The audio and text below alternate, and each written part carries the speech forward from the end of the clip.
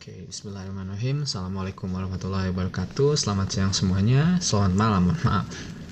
Kembali lagi bersama saya Gakbar Fahreji. Nah, saya kesini akan menjelaskan tutorial cara mendownload Citra Himawari 8 level 2 untuk studi kasus identifikasi awan dan Citra Sentinel 5P dari website ESA dan divisualisasikan melalui software Penelope. Nah, sebelumnya mungkin sedikit penjelasan mengenai Citra Himawari 8 dan Citra Sentinel 5P toponimi. Jadi satelit Citra Himawari 8 atau satelit Himawari 8 level 2 itu merupakan satelit geostasioner milik Jepang yang dioperasikan oleh JAXA atau Lembaga Antariksa Jepang dan bertujuan untuk melakukan monitoring dan pemetaan kondisi atmosferik di wilayah Asia Timur atau wilayah Jepang dan sekitarnya gitu ya. Nah, sedangkan Sentinel 5P merupakan satelit milik ESA yang dioperasikan oleh European Space Agency yang bertujuan untuk memantau lebih ke komposisi atmosfer ya secara global. Nah, Sentinel 5P berbeda dengan satelit Himawari 8 merupakan satelit polar orbit secara polar, sehingga satelit tersebut mengelilingi bumi dan menghasilkan data secara global. Oke, kita langsung saja ke tutorialnya. Nah, sebelumnya teman-teman masuk dulu ke website ini ya, JAXA mau monitor, dan silahkan klik user registration, dan jika memang belum memiliki akun silahkan registrasi akun tersebut sesuai dengan prosedur yang diminta. Nah, sini saya akan menjelaskan mengenai data Himawari 8 sendiri gitu ya. Nah, jadi Himawari 8 sendiri itu yang tersedia untuk di-download secara manual itu ada data L1 atau level 1 graded data, yang ini bentuknya netcdf dengan resolusi temporal sebesar 10 menit, resolusi spasial sebesar 5 menit gitu ya. Nah, dan bandnya itu ada, bisa dilihat di sini ada albedo dan brightness temperature, beda halnya dengan band Himawari yang lain. Oke, selanjutnya ada available geophysical parameters, dan di sini merupakan data turunan gitu ya dari data level 1. Nah, data ini terbagi jadi berapa? Yang pertama ada aerosol property, ada cloud property, ada sea surface temperature siang hari, sea surface temperature malam hari, ada juga shortwave radiation, ada juga chlorophyll A, ada juga wildfire. Nah, ini bentuk dalam CSV gitu ya. Nah, untuk tutorial ini kita akan fokus di cloud property di sini. Nah, dalam bentuk night CDF, waktu temporasi temporalnya 10 menit dan resolusi spasialnya sebesar 5 menit gitu ya. Nah, dengan data yang terkandungnya itu ada di sini dijelaskan ada cloud optical thickness, cloud effective radius, cloud top temperature, cloud top height, dan cloud type ISCP definition. Oke, langsung saja jika teman-teman sudah melakukan registrasi akan mendapatkan email seperti ini bentuknya oleh ZP3. Nah, silahkan copy link ini, masukkan ke browser. Nah, perlu digarisbawahi bahwasanya hanya bisa menggunakan Chrome atau misalkan Mozilla, dan jika memang teman-teman belum memiliki, saya sarankan diinstal dulu gitu, salah satu dari keduanya. Tinggal dibuka saja, dan karena saya sini sudah buka, nah kita akan masuk. Nah, yang pertama kita masuk ke pub ini, kesini dulu, masuk ke pub, ditunggu.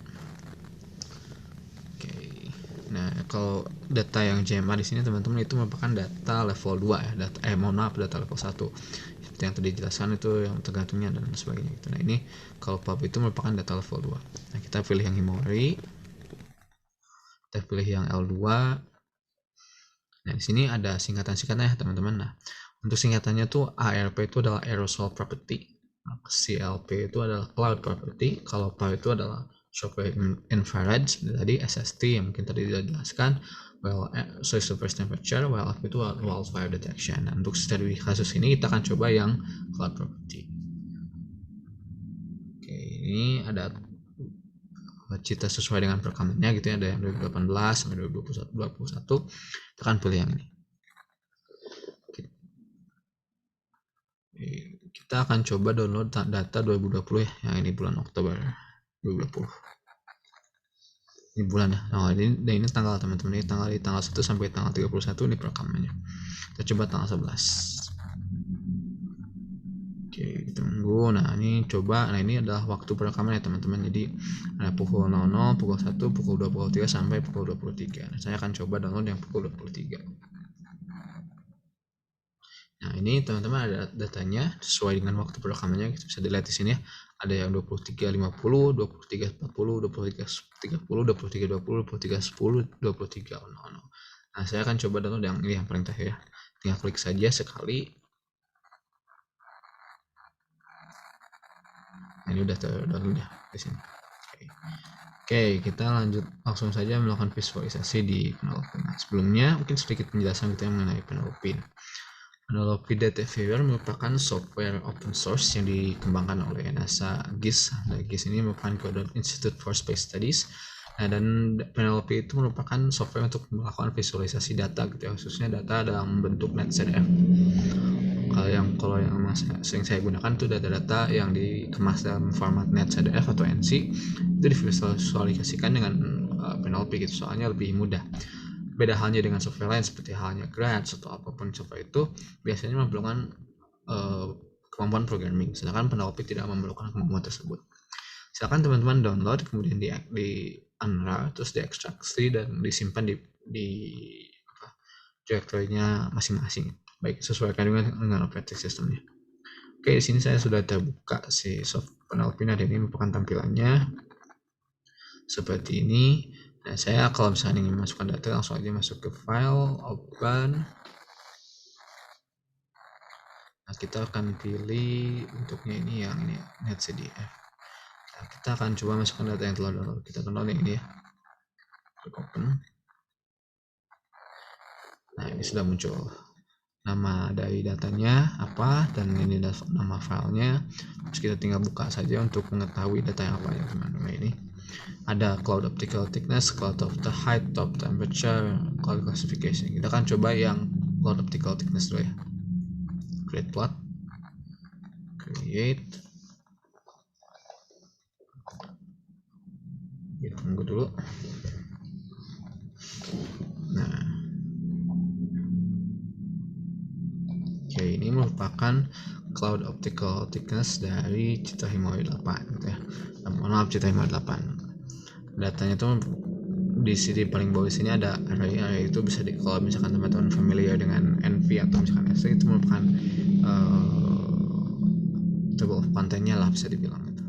Oke, selanjutnya sini ada scale. Nah, scale di sini berupa dengan data gitu ya, data yang digunakan datanya skala data, bukan di skala petanya gitu. Sini datanya ada 0 sampai 150, tapi di fit to data saja, dan dimensionless ini tuh berarti tidak memiliki dimensi atau tidak memiliki satuan.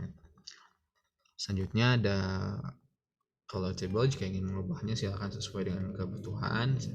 Di sini juga ada outliner gitu, jadi ini outline ada warna hitam misalkan.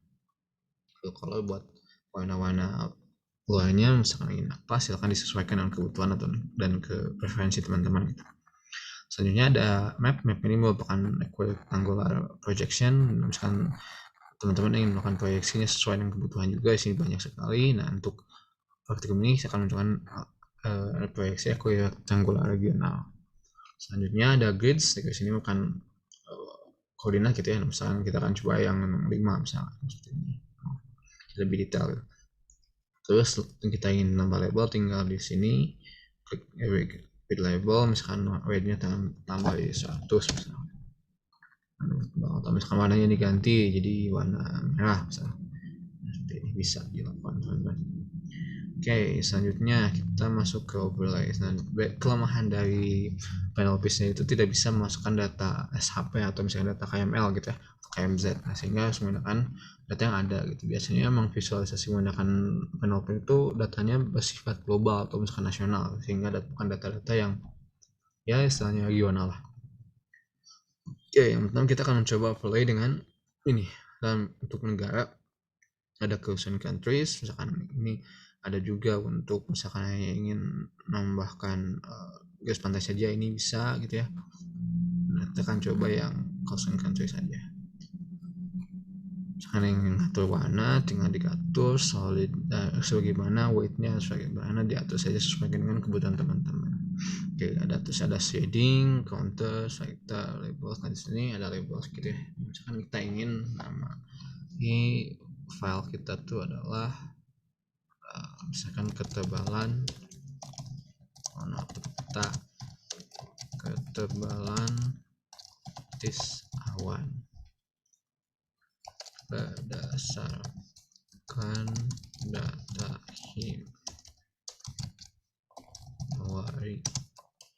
level 2. Sini misalkan ingin menambahkan footnotes, misalkan coba saya dibuat oleh Akbar. Nah, fontnya juga bisa disesuaikan. Di sini ada fontnya. Nah, silahkan bisa langsung di save misalkan ya. Oh iya, satu lagi, kalau misalkan teman-teman ingin nge-zoom in atau zoom out, tinggal klik control, terus ini ada tanda seperti apa istilahnya, buat nge-zoom tinggal klik sekali, atau misalkan dibuat kotak. Kalau ingin nge-zoom out misalkan tinggal control plus alt, langsung otomatis ke zoom out. Nih, seperti itu. Oke, kita ingin nge-save image-nya, kita akan langsung ke file to save image as. Nah, ini sini misalkan kita beri nama peta ketebalan awan. Dan datanya sudah ter-save otomatis. Oke, kita masuk ke tutorial kedua, itu bagaimana cara mendownload Citra Sentinel-5P. Oke, kita close dulu ininya. Oh iya, ada yang terlewat satu lagi. Ada data yang menarik di sini, ada data lagi yang menarik, ada cloud type under IIS CCP Cloud Classification. Jadi data ini tuh merupakan data klasifikasi awan berdasarkan data CCP. Kita kan coba melakukan visualisasi ya sebentar. Nah, ini mungkin masih sedang save, jadi sedikit lagi zip nya. Oke, mungkin sedikit penjelasan mengenai CCP. Kita langsung searching saja ya, CCP Classification. CCP itu merupakan International Satellite Climatology Project ya, kalau salah namanya. Nah, International Satellite Climatology Project. Ini project di bawah NASA dan NOAA gitu ya. Nah, sini klasifikasi jenis awan itu berdasarkan matriks ini. Kita akan coba lihat datanya. Langsung aja kita create plot.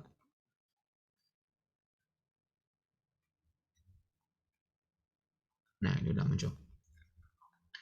Nah, jenis-jenis awan yang di sini misalkan kita bisa lihat bahwa ini adalah datanya tetap dimensionless. Nah, yang kita ingin melakukan identifikasi, kita harus mengacu ke data ini seperti itu. Oke, mungkin lanjut dah ke cara download dan visualisasi data Sentinel-5. Kita langsung saja searching Sentinel-5P Tropomi.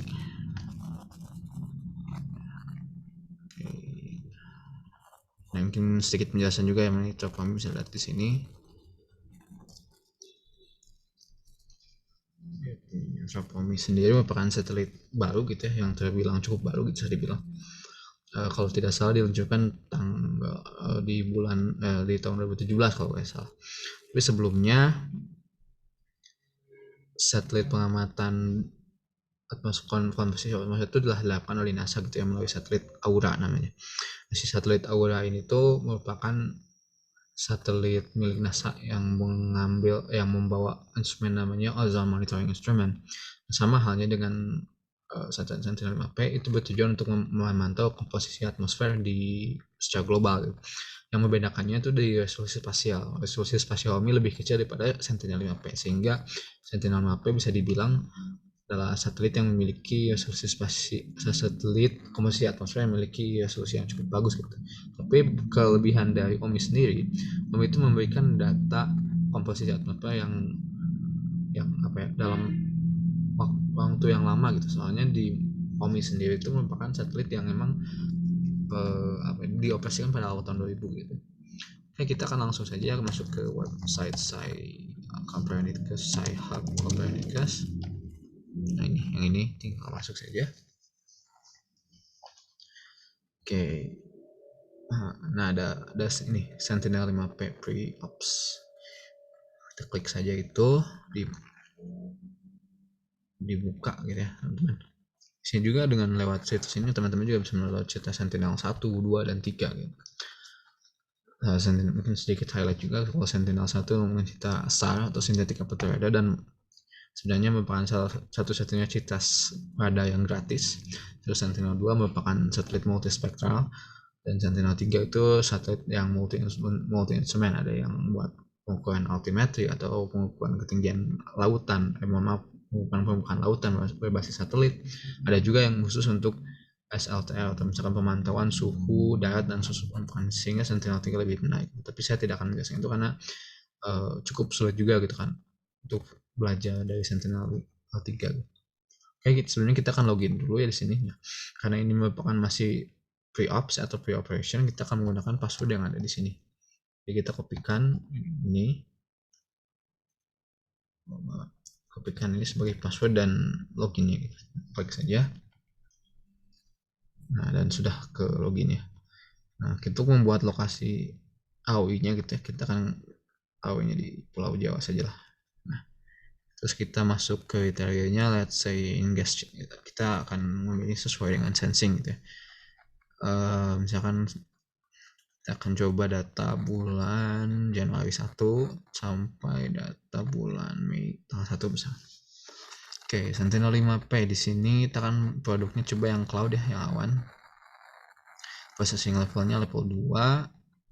Time-nya kita pilih yang offline. Di sini ada 3, ada offline, near real time, dan processing. Nah, untuk near real time sendiri sebenarnya bisa, misalkan kita coba yang near real time. Offline itu data yang udah tersedia secara offline, jadi udah istilahnya apa ya, membutuhkan waktu lebih gitu. Kalau near real time itu data baru, dan kita akan coba yang near real time aja dulu lah. Oke, kita langsung searching apakah ada tidaknya. Oke, ditunggu. Nah, ternyata ada ya teman-teman. Oke, kita lihat ada beberapa. Coba kita ingin melihat yang ini dulu ya. Ini perumpamannya awal Mei, dan ternyata cukup. Ini wilayah Pulau Jawa dan Sumatera ternyata teman-teman. Ukurannya 59 MB. Produknya bisa dijelaskan di sini ada mengenai metadatanya gitu ya, seperti apa, processing levelnya dan lain sebagainya. Kita akan coba unduh saja langsung. Ini awannya teman-teman, ini awan, menampilkan awan. Koneksi interrupted, ternyata jangan saya down teman-teman. Aduh iya lupa.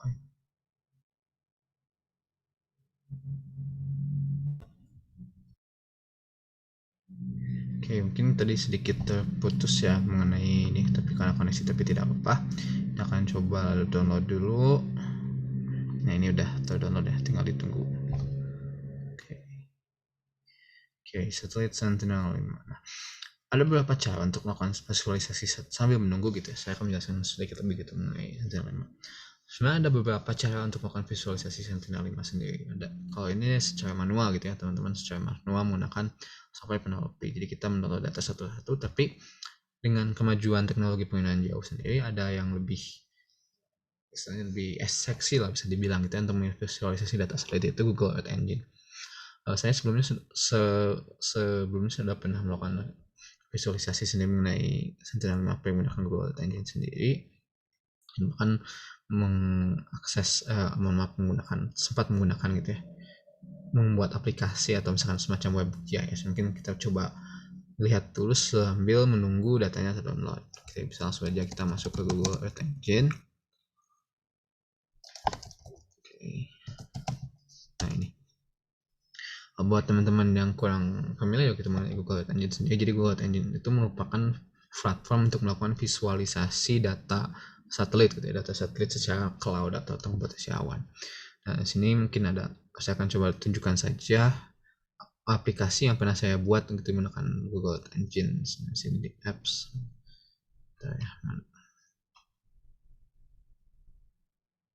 Nah, ini.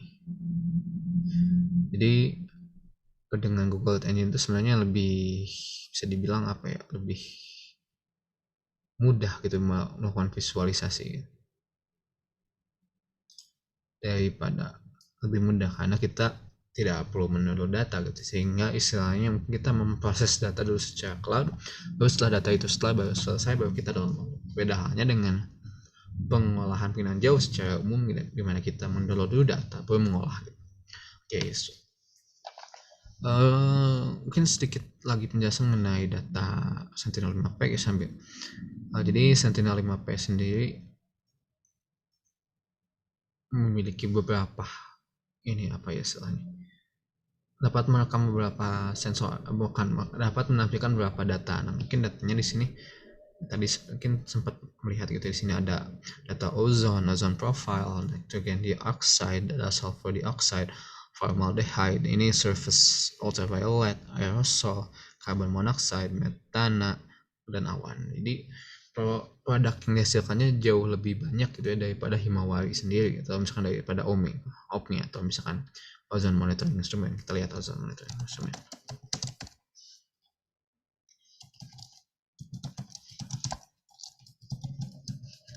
Ini.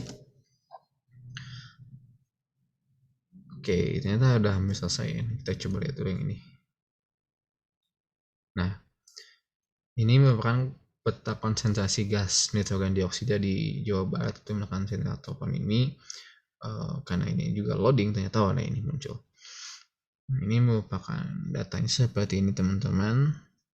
Jadi kadar oksigennya, kadar nitrogen dioksida di wilayah Jawa Barat. Nah, sini ada dua data tahun 2020 dan tahun 2019, mungkin sebelum COVID-19 dan lockdown dan sebagainya, dan sudah lockdown.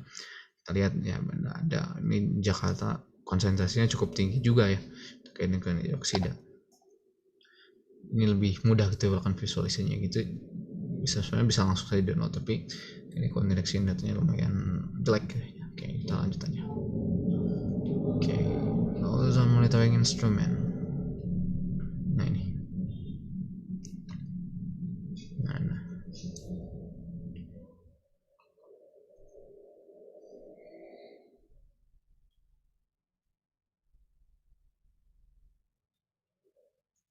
Oke, ini sudah muncul ya teman-teman, seperti ini tampilannya tuh untuk data. Kita lihat ada perbedaan yang cukup signifikan, khususnya di daerah Jabodetabek gitu ya.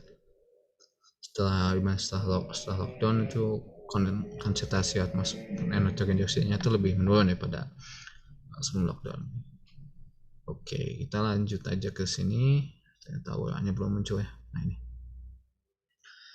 Omi nah ini apa, gas yang diukur oleh Omi sendiri itu yang pertama ada aerosol types, terus ada yang smoke, dust sulfate, cloud pressure, cloud coverage. Nah ini seperti ini adalah data-data yang disediakan oleh Omi gitu ya, berbeda halnya dengan Sentinel-5P di sini. Oke, karena sebenarnya sudah selesai download, kita langsung saja lakukan visualisasi. Nah, kita ini di remove dulu ya biar gak terlalu berat. Kita langsung open dataset. Nah, kita pilih yang NetCDF, kita pilih yang ini NRTI L2 Cloud. Open. Kita lihat data seperti apa datanya yang muncul. Oke, sini namanya Toponymy S5P Cloud, atau jadi intinya ini merupakan data awan ya. Oke, kita lihat. Kita buka datanya. Cukup like juga ya teman-teman. Berat sepertinya. Nah, ada metadata dan produk. Kita coba lihat yang produk. Kita akan coba tutup file biar gak terlalu berat. Oke. Cukup berat juga ya sepertinya.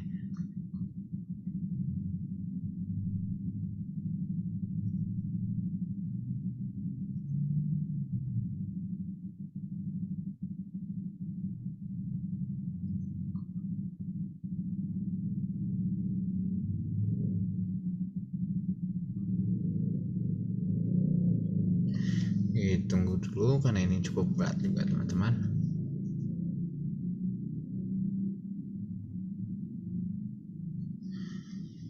Oke, ya ini muncul. Kita buka lagi, kita lihat data apa aja. Banyak sekali ya teman-teman. Ini banyak sekali daripada ada tadi yang Himawari gitu. Ada base height. Ini yang bisa diplot ya. Jadi semua ini udah memiliki koordinat. Tapi kita akan coba yang cloud optical thickness.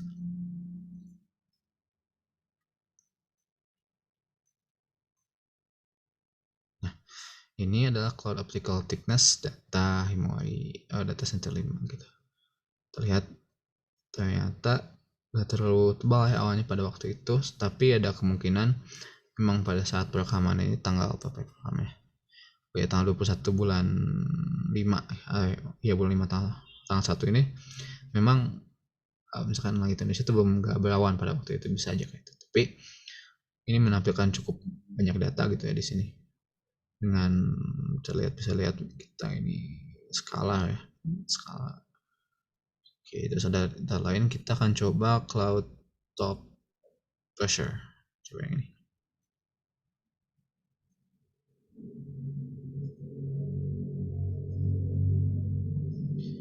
Kita akan coba tampilkan data ini. Ya, ini data tekanan dalam